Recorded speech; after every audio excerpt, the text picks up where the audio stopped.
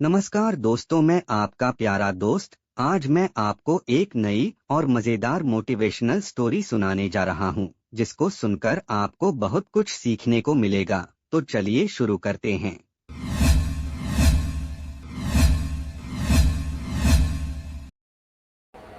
तू जानता है इसमें नेताजी जानने वाले हैं। अगर मैं इस मीटिंग में नहीं गया तो 500 करोड़ रुपए का नुकसान हो जाएगा। अगर तूने इस हवाई जहाज को ठीक कर दिया तो मैं तुझे 10 करोड़ रुपए दूंगा। सुबह के 5:30 बजे थे। शहर अभी पूरी तरह जागा नहीं था, लेकिन पुराने इंटरनेशनल एयरपोर्ट के पीछे फैले कूड़े के मैदान में हलचल शुरू हो चुकी थी। यहीं रहता था 15 साल का समर। दुबला पतला शरीर, सांवला चेहरा, हमेशा धूल से सने कपड़े और आंखों में एक अजीब सी बेचैनी। वह कूड़ा बिनता था। प्लास्टिक, लोहा, बोतलें जो मिल जाए। दिन अच्छा रहा तो 200-300 रुपए बन जाते, नहीं तो खाली पेट भी सोना पड़ता। समर बाकी बच्चों से अलग था। जब भी ऊपर से कोई जहाज उड़ता, वह अपना काम रोक देता, सिर उठाकर आसमान की तरफ देखता और कानों से उसकी आवाज पकड़ने की कोशिश करता। उसे आवाजें याद रहती थीं, कौन सी आवाज ठीक है, कौन सी नहीं। ये शौक नहीं था, आदत थी। बचपन से उसे याद नहीं था कि यह आदत कहां से आई। बस इतना याद था कि बहुत पहले कोई था जो उसे कंधे पर बैठाकर जहाज दिखाया करता था। कहता था, ध्यान से सुनो, हर इंजन अपनी कहानी खुद सुनाता है। आज का दिन खास था। एयरपोर्ट से एक नया यात्री विमान उड़ान भरने वाला था। देश का बना हुआ, बड़ा और भारी। 400 से ज्यादा लोग उसमें बैठने वाले थे। बाहर बैनर लगे थे, अंदर कैमरे, नेता, अफसर, सब कुछ चमक रहा था। लेकिन समर को उस चमक से कोई मतलब नहीं था। जैसे ही उसने रनवे के पास खड़े उस विमान की आवाज सुनी, उसके हाथ अपने आप रुक गए। दिल तेज धड़कने लगा। आवाज सही नहीं थी, बहुत हल्की सी, लेकिन टूटी हुई, जैसे कोई चीज अंदर रगड़ खा रही हो। उसने आंखें बंद कीं और दोबारा सुना। नहीं, उसके मुंह से खुद ब खुद निकला। ये आवाज उसने पहले भी सुनी थी, महीनों पहले एक छोटे कार्गो प्लेन में। उस दिन 2 घंटे बाद खबर आई थी कि प्लेन को इमरजेंसी लैंडिंग करनी पड़ी। समर उठ खड़ा हुआ, कूड़े से भरी बोरी वहीं छोड़ दी और बाढ़ की तरफ दौड़ा। एक सिक्योरिटी गार्ड पास ही खड़ा था। अंकल! समर हांफते हुए बोला, उस प्लेन में दिक्कत है, उसे उड़ने मत दो। गार्ड ने उसे ऊपर से नीचे देखा और हंस दिया। चल हट, काम कर अपना, यहां मत घुस। अंकल प्लीज, इंजन की आवाज सही नहीं है। गार्ड का चेहरा सख्त हो गया। भाग यहां से। समर पीछे हटा, लेकिन उसकी नजर विमान से नहीं हटी। उसे साफ महसूस हो रहा था कि अगर यह जहाज हवा में गया तो कुछ बहुत बुरा होगा। उसने तय कर लिया, चाहे कोई सुने या न सुने, वह कोशिश जरूर करेगा, क्योंकि इस बार आवाज झूठ नहीं बोल रही थी और शायद आज उसकी जिंदगी भी बदलने वाली थी। समर को गार्ड ने भगा तो दिया, लेकिन उसके कदम रुके नहीं। वह जानता था कि अगर अभी चुप हो गया तो देर हो जाएगी। विमान की बोर्डिंग शुरू हो चुकी थी। दूर से बसें यात्रियों को लेकर रनवे की तरफ जा रही थीं। उसने इधर उधर देखा। एयरपोर्ट के पीछे की तरफ मेंटेनेंस जोन था। वहां सफाई करने वाले और टेक्नीशियन आते जाते रहते थे। समर अक्सर वहां कूड़ा बिनता था, इसलिए कुछ लोग उसे पहचानते थे। वह दौड़ता हुआ मेंटेनेंस गेट की तरफ गया। वहां एक अधेड़ उम्र का आदमी पाइप से पानी डाल रहा था। नाम था इमरान। वह ग्राउंड स्टाफ में था। इमरान अंकल! समर चिल्लाया। इमरान ने पलट कर देखा।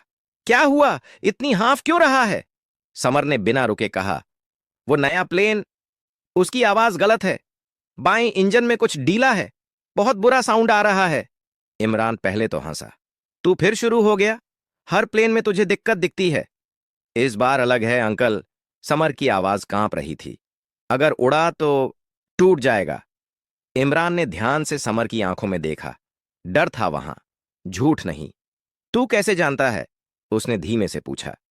आवाज से, समर ने कहा, और कंपन से। अभी टेकअप हुआ ही नहीं, फिर भी आवाज भारी है।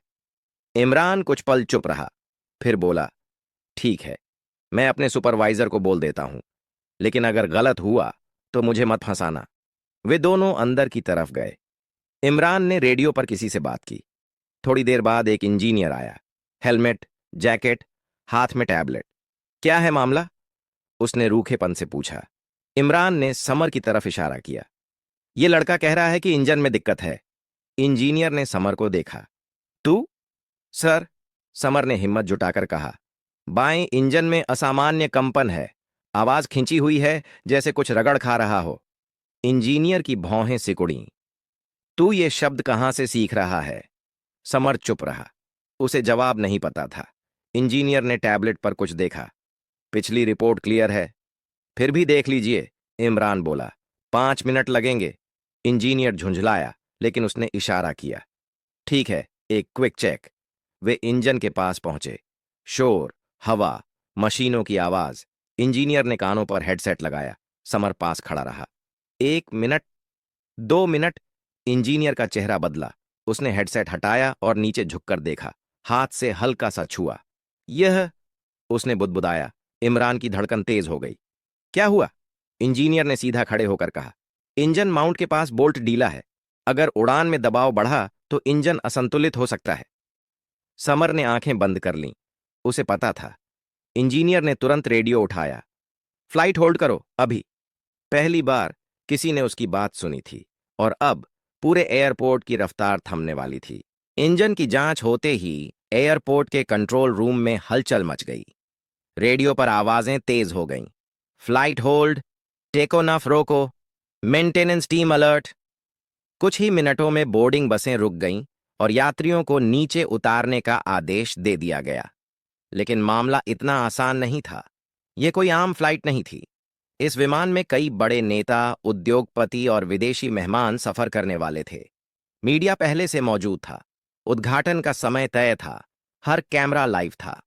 कंट्रोल रूम में सीनियर अफसर माथे पर पसीना लिए खड़े थे। एक अधिकारी बोला, सिर्फ एक ढीला बोल्ट है, टाइट कर देते हैं, उड़ान में देरी नहीं होगी। मेंटेनेंस इंजीनियर ने सिर हिलाया। सर, ढीला बोल्ट अपने आप ढीला नहीं होता। यह किसी अंदरूनी तनाव का संकेत है। पूरी असेंबली चेक करनी होगी। कितना समय? कम से कम 2 घंटे। कमरे में सन्नाटा छा गया। उसी वक्त समर बाहर खड़ा था। उसे किसी ने रोका नहीं था, शायद इसलिए कि सब बहुत व्यस्त थे। वह दूर से ही विमान को देख रहा था। उसकी नजर अब भी इंजन पर थी। इमरान उसके पास आया। तू सही था बेटा, उसने धीमे से कहा। समर ने सिर हिलाया। अभी भी खतरा है अंकल, सिर्फ बोल्ट नहीं है। तुझे और क्या लग रहा है? इमरान ने पूछा। समर ने कुछ सेकंड सोचा। इंजन जब स्लो स्पीड पर भी असंतुलित लगे तो अंदर कहीं मेटल थक चुका होता है। उड़ान में वो फट सकता है। यह बात इमरान ने इंजीनियर तक पहुंचाई।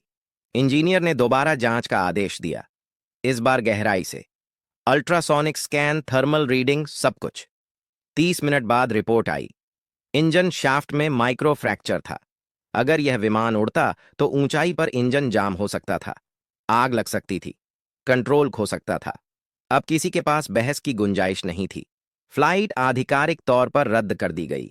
जैसे ही यह खबर बाहर आई, मीडिया टूट पड़ा। कैमरे घूम गए। सवालों की बौछार शुरू हो गई। फ्लाइट क्यों रोकी गई? क्या विमान सुरक्षित नहीं था? यह फैसला किसने लिया? और फिर किसी ने कहा, एक लड़के ने चेतावनी दी थी। सबकी नजरें समर पर पड़ीं। फटे कपड़े, गंदे हाथ, उलझे बाल। यही है? एक रिपोर्टर ने पूछा। समर घबरा गया। उसने ऐसा ध्यान कभी नहीं देखा था। एक पत्रकार उसके पास आया। तुम्हारा नाम क्या है? समर। तुमने कैसे पहचाना कि प्लेन में खराबी है? समर ने सच कहा, आवाज से। यह जवाब टीवी पर लाइव चला गया। कुछ लोग हंसे, कुछ चुप हो गए। लेकिन जिन इंजीनियरों ने रिपोर्ट देखी थी, वे जानते थे यह कोई मजाक नहीं था। इसी बीच खबर ऊपर तक पहुंच चुकी थी। एक वरिष्ठ नेता जो इस फ्लाइट में सफर करने वाले थे ने तुरंत मिलने की इच्छा जताई। उस लड़के को मेरे पास लाओ, आदेश आया। समर को नहीं पता था कि यह मुलाकात उसकी जिंदगी की दिशा बदल देगी, लेकिन इतना तय था, आज वह सिर्फ कूड़ा बिनने वाला लड़का नहीं रह गया था। समर को पहली बार वीआईपी लाउंज में ले जाया गया। चमकदार फर्श, ठंडी हवा, दीवारों पर लगी बड़ी बड़ी तस्वीरें। वह सहमा हुआ था। उसके गंदे कपड़ों की वजह से कुछ लोग अजीब नजरों से देख रहे थे, लेकिन किसी ने उसे रोका नहीं। लाउंज के बीचों बीच एक लंबा सा टेबल था।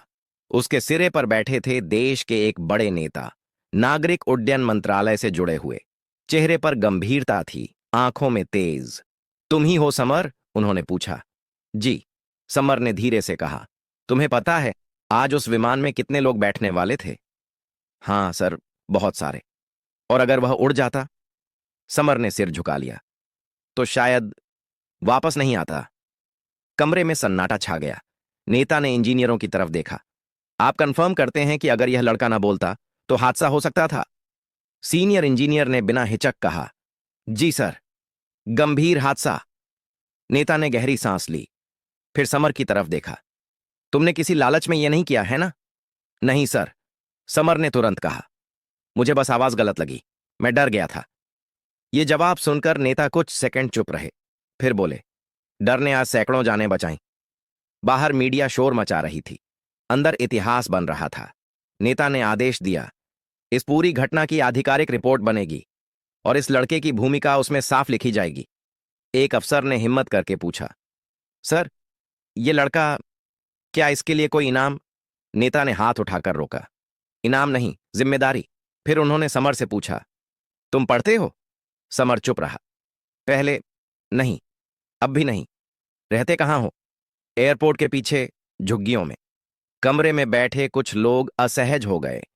नेता ने कुर्सी से आगे झुकते हुए कहा, समर, आज तुमने जो किया है वह असाधारण है, लेकिन मैं चाहता हूं कि यह सिर्फ एक खबर बनकर न रह जाए। उन्होंने सचिव की तरफ देखा। इस लड़के की पूरी जिम्मेदारी सरकार लेगी, पढ़ाई रहने की जगह सब। समर की आंखें फैल गईं।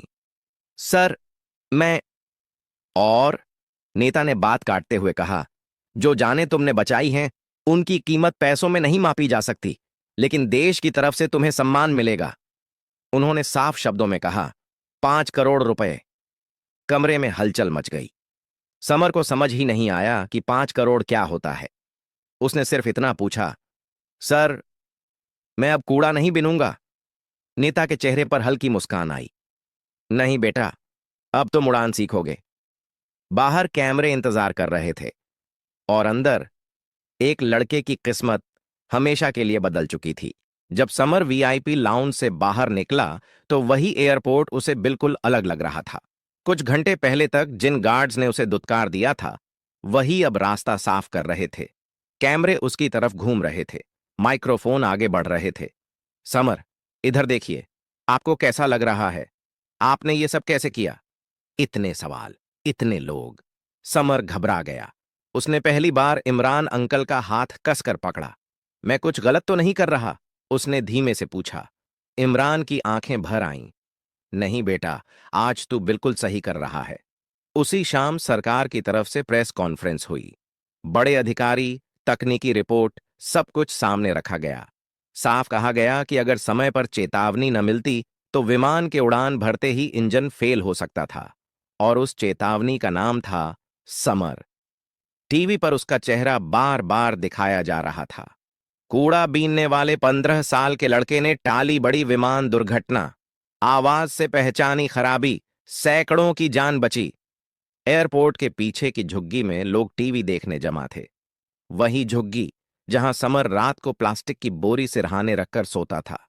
उसकी बूढ़ी पड़ोसन बुदबुदाई, मैं तो कहती थी ये लड़का अलग है। लेकिन समर को यह सब समझ नहीं आ रहा था। उसे बस एक अजीब सी थकान महसूस हो रही थी, जैसे कई सालों का बोझ एक साथ उतर गया हो। रात को उसे पहली बार सरकारी गाड़ी में बैठाकर एक गेस्ट हाउस ले जाया गया। साफ कमरा, बिस्तर, खाना। खाना देखकर वह रुक गया। इतना सारा मेरे लिए? हां, अफसर ने कहा, अब सब तुम्हारे लिए है। समर ने धीरे धीरे खाना खाया। हर निवाला अजनबी लग रहा था। बिस्तर पर लेटते ही उसे नींद नहीं आई। आंख बंद करते ही वही आवाजें गूंजने लगीं, इंजन की, हवा की, कंपन की।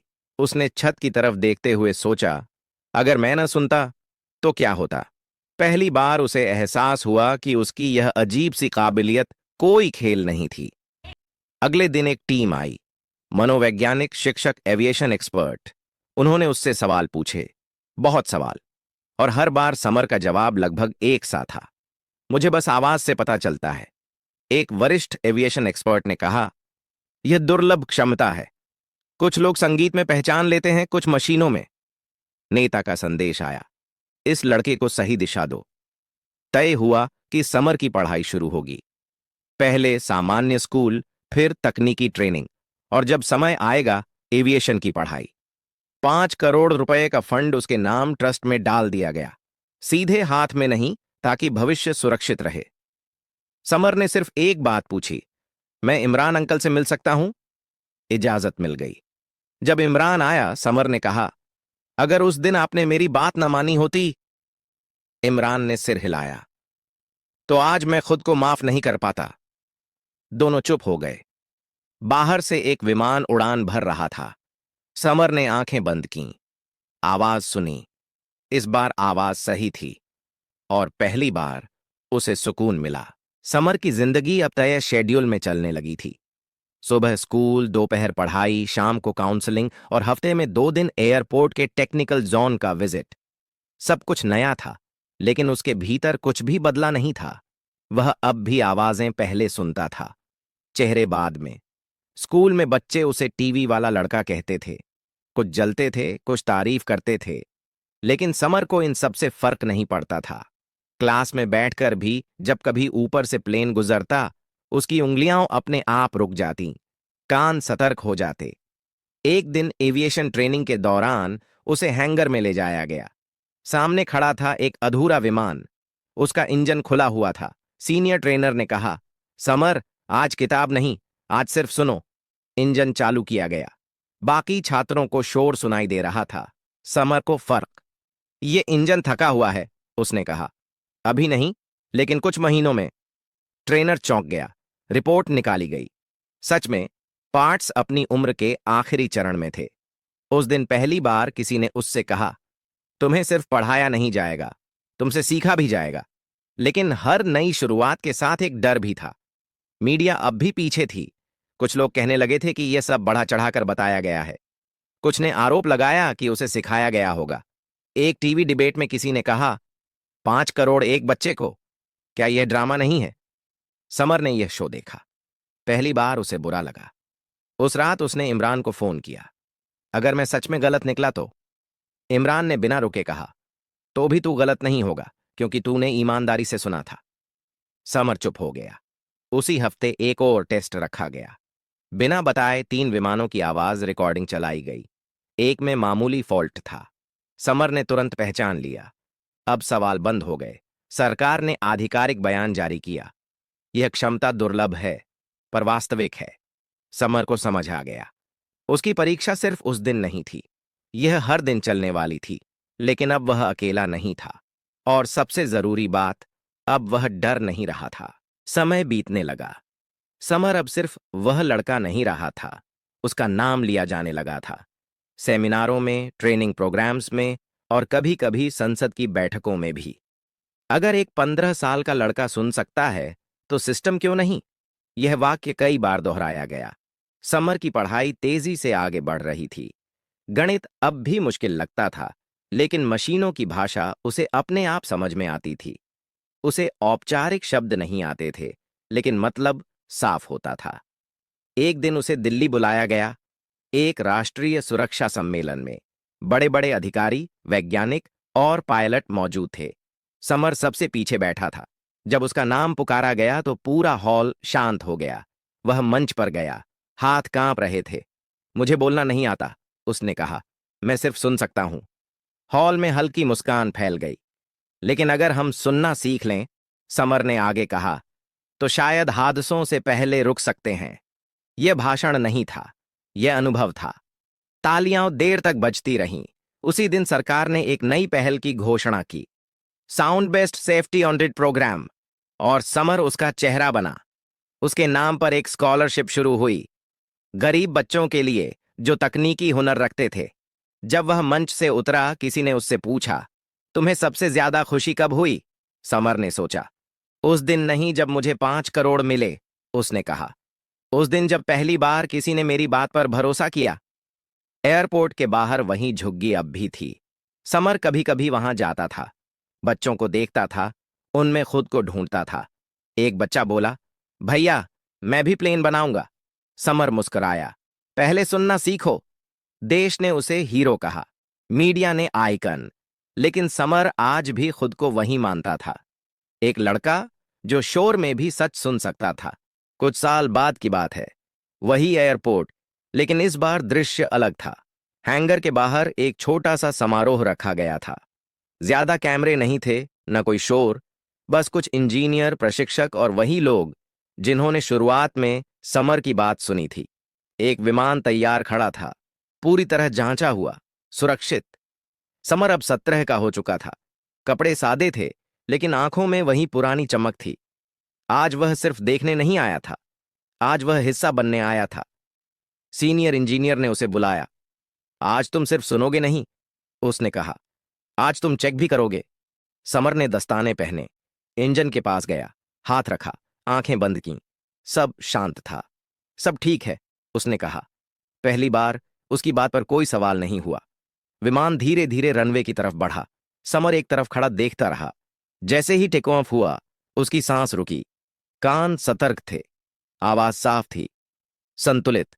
विमान आसमान में उठ गया। समर ने सिर झुका लिया। उसी शाम उसे एक पत्र मिला, साधारण लिफाफा।